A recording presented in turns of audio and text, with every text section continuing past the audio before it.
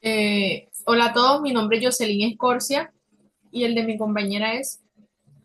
Lady Castilla. Ibel Lozano. Julis Morales. Somos el grupo uno y hoy les venimos a presentar el caso del trabajador Carlos Méndez, que fue diagnosticado con una enfermedad llamada hipoacusia neurosensorial. Carlos Méndez es un trabajador de la empresa Construcciones García S.A. Tiene 45 años de edad, ocupaba el cargo de operador de maquinaria pesada.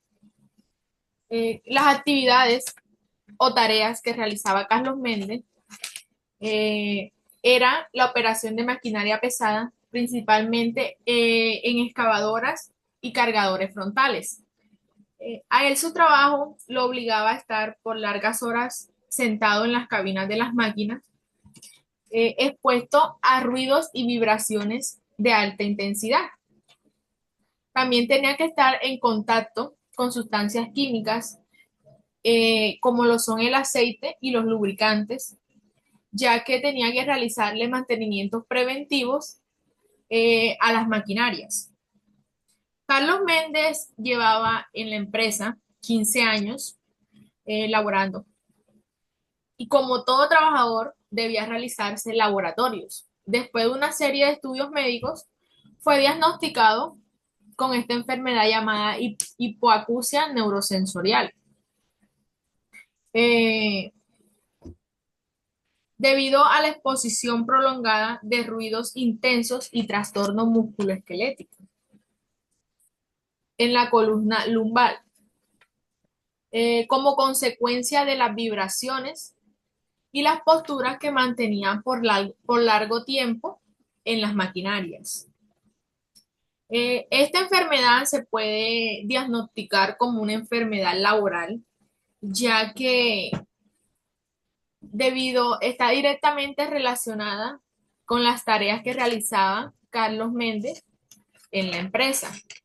Sin embargo, Carlos ha solicitado el apoyo médico y ha presentado el caso a los encargados de los riesgos laborales para recibir el tratamiento adecuado y que puedan evaluar su capacidad y reintegro de adaptación en su rol. Bueno, yo le vengo a hablar sobre los agentes contaminantes. Los agentes contaminantes que le ocasionaron la enfermedad laboral al trabajador Carlos Méndez principalmente fue el ruido y las vibraciones de la cabina de la maquinaria, ya que la exposición prolongada a niveles elevados de ruido es una de las principales causas de pérdida auditiva en trabajadores. El ruido intenso generado por maquinaria pesada principalmente daña las células sensoriales del oído, es decir, las células cálidas que son las responsables en transmitir las señales auditivas al cerebro.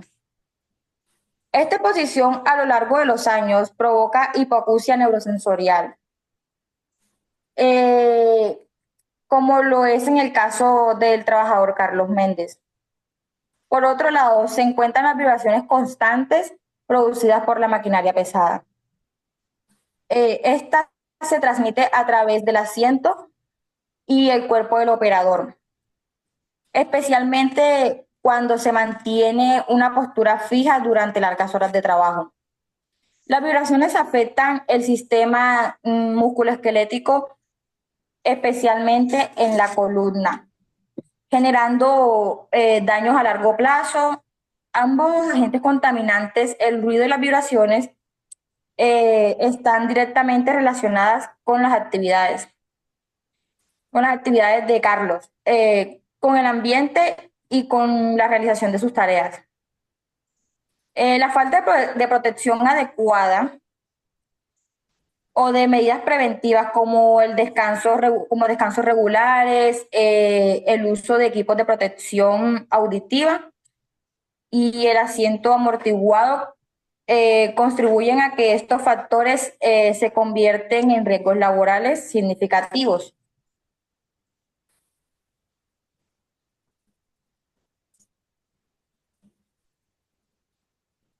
También les voy a decir las vías de entrada del contaminante al organismo.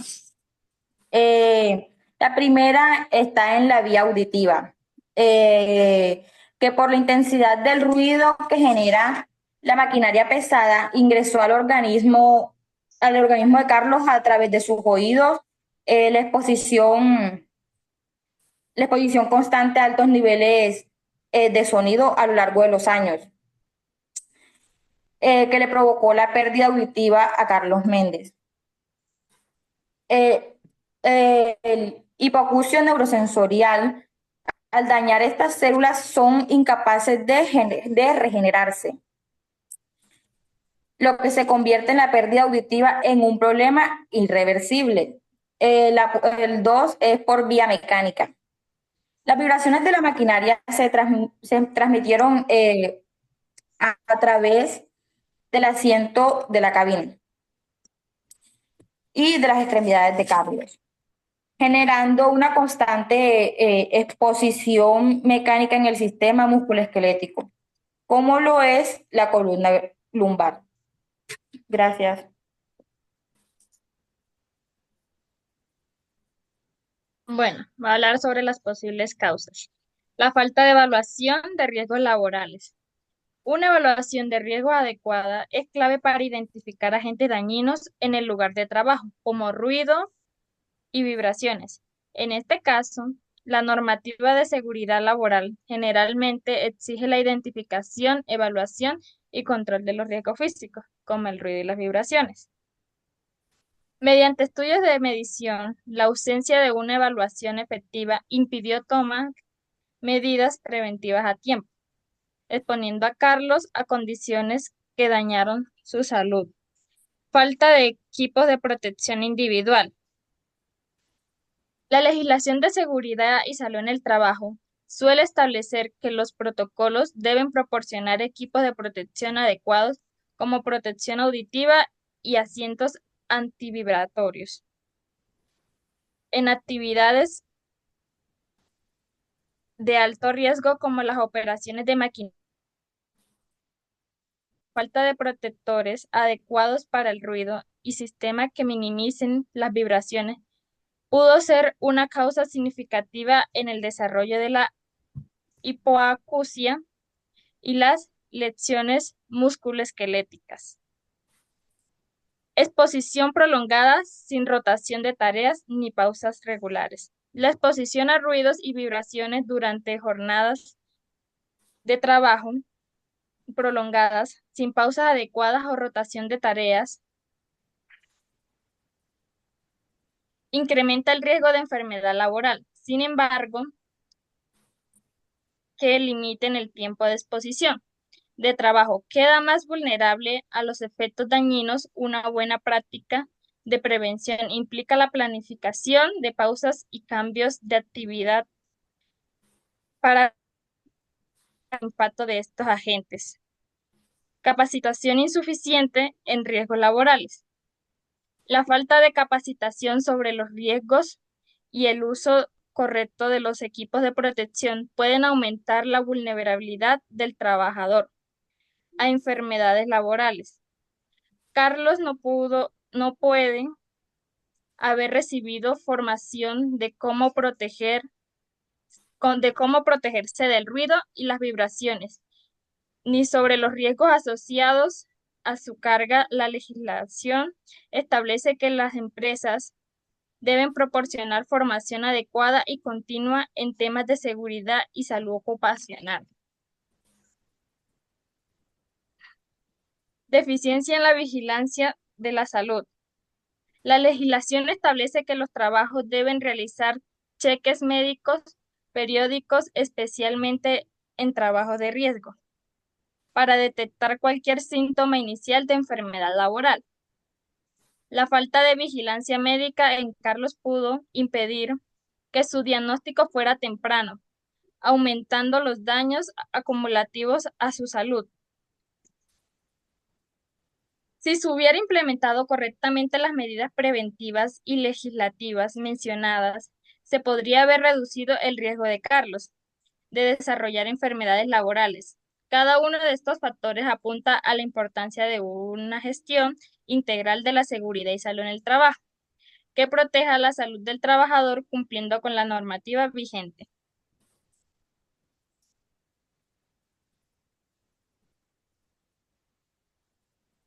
El decreto 1477 del 2014 establece en Colombia la tabla de enfermedades laborales, la cual clasifica y describe aquellas patologías que se consideran de origen laboral y que por tanto pueden ser reconocidas y tratadas dentro del Sistema General de Riesgos Laborales. Este decreto detalla los criterios del diagnóstico, los factores de riesgo ocupacional y las actividades que pueden ocasionar estas enfermedades, permitiendo la identificación precisa de casos como el de Carlos. El caso hipotético de Carlos, quien presenta la hipoacusia neurosensorial y con un trastorno musculoesquelético de columna lumbar. Ambos diagnósticos son considerados enfermedades laborales. De acuerdo con el decreto 1477 del 2014, a continuación se explica cómo se encuadran dentro del decreto. 1. La hipoacusia neurosensorial. El decreto 1477 del 2014 clasifica la hipoacusia neurosensorial como una enfermedad laboral cuando se asocia a la exposición a ruido en el ambiente de trabajo. Esta patología afecta el sistema auditivo y es común en trabajos que implican exposición a ruido de alta intensidad y de forma prolongada, como el caso de Carlos, quien opera maquinaria pesada. Según el decreto, la hipoacusia laboral debe diagnosticarse mediante estudios audiométricos que evidencien una pérdida auditiva en las frecuencias afectadas por el ruido. Factores de riesgos asociados. Este diagnóstico requiere que el trabajador haya estado expuesto a niveles de ruido superiores a los límites permitidos, generalmente 85 dB, sin protección adecuada. En el caso de Carlos, la exposición prolongada al ruido sin una protección auditiva eficaz, sin controles técnicos como cabinas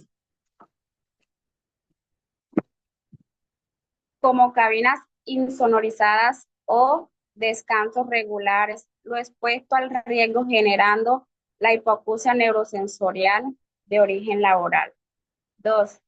Trastorno musculoesquelético de la columna lumbar. El decreto 1477 del 2014 también considera los trastornos musculoesqueléticos de la columna lumbar, específicamente aquellos relacionados con exposición a vibraciones de cuerpo entero, las vibraciones generadas por la operación prolongada de maquinaria pesada, como excavadoras y cargadores. Son un factor de riesgo identificado en el decreto que se asocia con lesiones a la columna y con el deterioro de los discos vertebrales, lo que causa dolor crónico y limitación en los movimientos, factores de riesgos asociados. El decreto especifica que la exposición a vibración mecánicas, particularmente cuando no se usan asientos ergonómicos o sistemas de amortiguación, incrementa el riesgo de daños en la columna. El caso de Carlos, la falta de medidas preventivas adecuadas, como asientos diseñados para reducir la transmisión de vibraciones y la ausencia de descanso, contribuyeron al desarrollo de este trastorno lumbar. Conclusión. El decreto 1477 del 2014 proporciona los criterios para que ambos diagnósticos, hipoacusia y trastorno musculoesquelético, sean reconocidos como enfermedades laborales. Esto permite a Carlos acceder a presentaciones de salud y económicas dentro del sistema de riesgo laboral y se pueden implementar medidas preventivas como evaluaciones periódicas y el uso de EPI para evitar que otros trabajadores en la misma ocupación desarrollen estas enfermedades.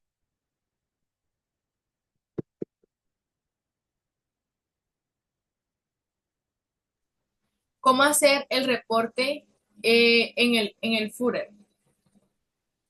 Debe llevar los datos generales del trabajador, es decir, nombre completo y apellidos. Tipo y número de identificación, ya sea cédula o el documento que utilice. La edad y el sexo del trabajador, ocupación y cargo, dirección y teléfono. 2, datos de la empresa, la razón social de la empresa, el NID, la actividad económica y la dirección o teléfono de la empresa. 3, este es muy importante ya que nos pide la descripción de la enfermedad laboral, como lo es el diagnóstico médico y el código, síntomas principales, es decir, la descripción de los síntomas que presenta el trabajador, la fecha que lo diagnosticaron con, con la enfermedad, el nombre y el registro médico. 4, descripción del agente del riesgo, es decir, deben especificar el agente que provocó la enfermedad laboral, como lo es en el caso de Carlos, que es el ruido y las vibraciones. La vía de entrada deben detallar cómo el agente afectó al trabajador en la vía auditiva y en la vía mecánica. En este caso, afectó a Carlos en la vía auditiva, lo afectó en el ruido y en la vía mecánica las vibraciones. El tiempo de exposición, o sea, la duración estimada de la exposición del trabajador. Actividades y tareas realizadas. 5, historia ocupacional, es decir, la antigüedad que lleva el trabajador en la empresa, los cargos que ocupaba actualmente y anteriormente. 6, firma y envío del formulario. El formulario debe llevar la firma del trabajador, debe llevar la firma del empleado o responsable, es decir, el SST, y deben hacer un envío a la ARL. A continuación, les mostraré el formato de la presunta enfermedad laboral del trabajador Carlos Méndez. Lleva sus datos, como pueden ver.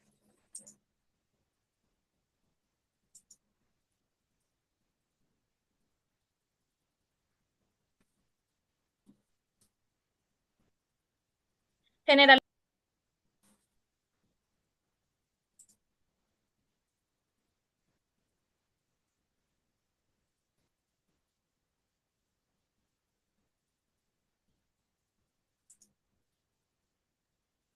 generalidades sobre cómo se desarrollaría la investigación de la EL teniendo en cuenta la legislación.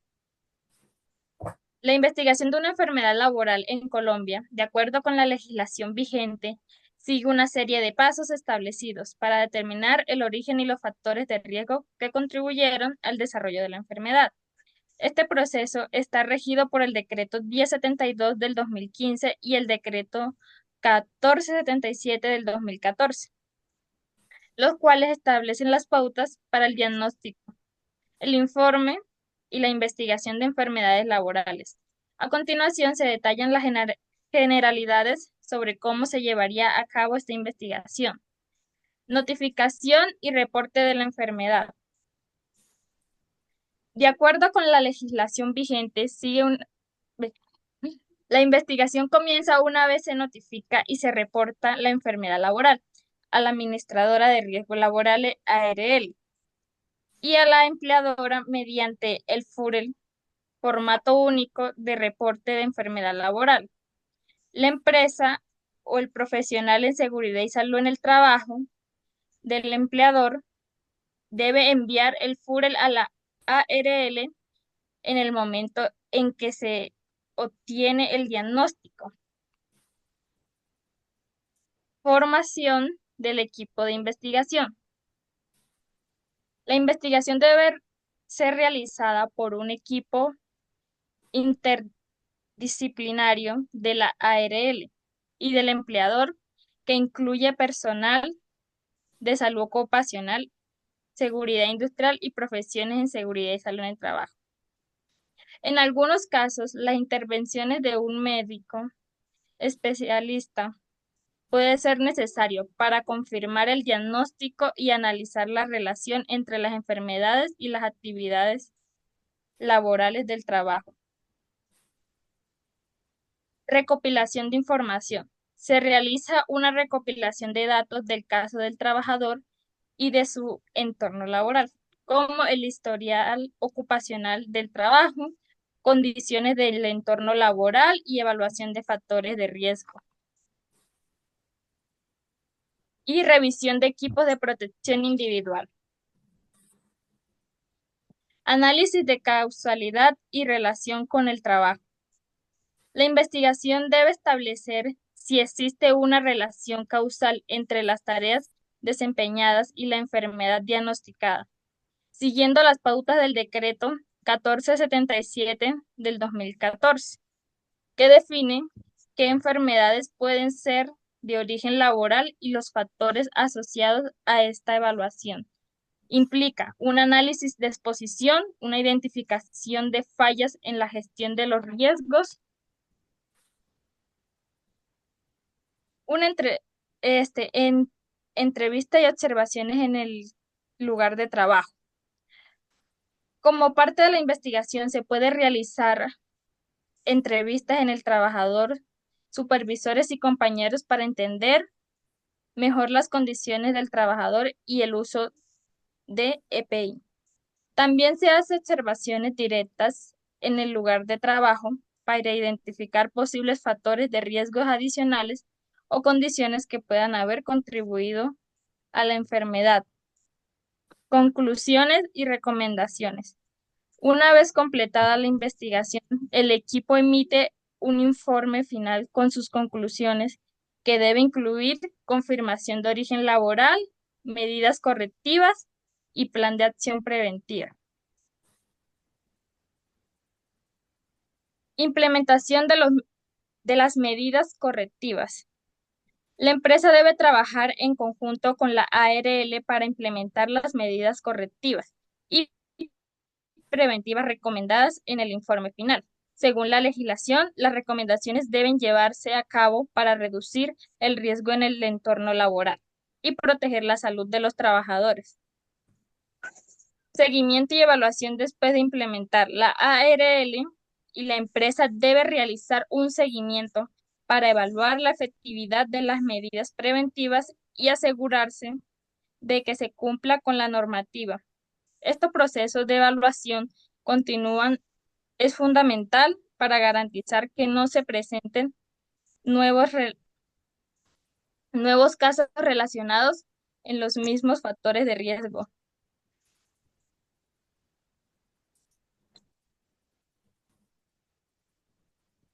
Bueno, y para finalizar con la explicación de la pérdida de capacidad laboral. Se refiere a la disminución o limitación que una persona tiene para realizar su trabajo individual o cualquier otra actividades laborales debido a una enfermedad o lesión. En el contexto de las enfermedades laborales, como en el caso de Carlos, la pérdida de la capacidad laboral es la reducción en la capacidad en un trabajador para desempeñarse que resulta en una enfermedad de origen laboral o un accidente de trabajo. La pérdida de capacidad laboral es evaluada para determinar el impacto de la condición de la vida cotidiana del trabajador. De esta manera, establecer el grado de incapacidad, asimismo como los beneficios o compensaciones a los que tiene derecho dentro del sistema de seguridad y salud, sistema de seguridad social. Factores de evaluación de la pérdida de la capacidad laboral. La evaluación de la pérdida de la capacidad laboral tiene varios factores que permiten valorar la manera precisa el impacto de la enfermedad o lesión sobre el trabajador. Estos factores incluyen capacidad física y funcional. Se evalúa si el trabajador puede realizar actividades físicas específicas requeridas por su trabajo, como levantar peso, caminar, estar de pie, entre otras. Si la enfermedad, si la enfermedad, si la enfermedad tiene un rango de movimiento, fuerza, resistencia, entre otros aspectos. Capacidad mental y cognitiva. En enfermedades o lesiones que afectan las funciones mentales como la memoria, el enfoque o la capacidad de procesar información, también se evalúa el impacto de estas funciones en el desempeño laboral. Capacidad sensorial. En este caso, el trabajador con pérdida auditiva o visual, como en la hipoacusia de Carlos, se valora la afectación sensorial. Y como esto puede impedir su desempeño en el trabajo, especialmente en roles donde las capacidades son críticas. Limitaciones y actividades de la vida diaria. También se evalúa si la enfermedad o lesión ha limitado al trabajador en actividades básicas o cotidianas, ya que esto refleja la gravedad y el impacto de su calidad de vida. La clasificación de la pérdida de capacidad laboral. La pérdida de la capacidad laboral se clasifica en grados o porcentajes, las cuales determinan el nivel de afectación. Generalmente se clasifican en parcial o moderado. Del 5% al 49%, el trabajador tiene una limitación que afecta su capacidad para realizar ciertas actividades, pero aún puede desempeñar otras tareas laborales. Significativa, del 50% al 65%.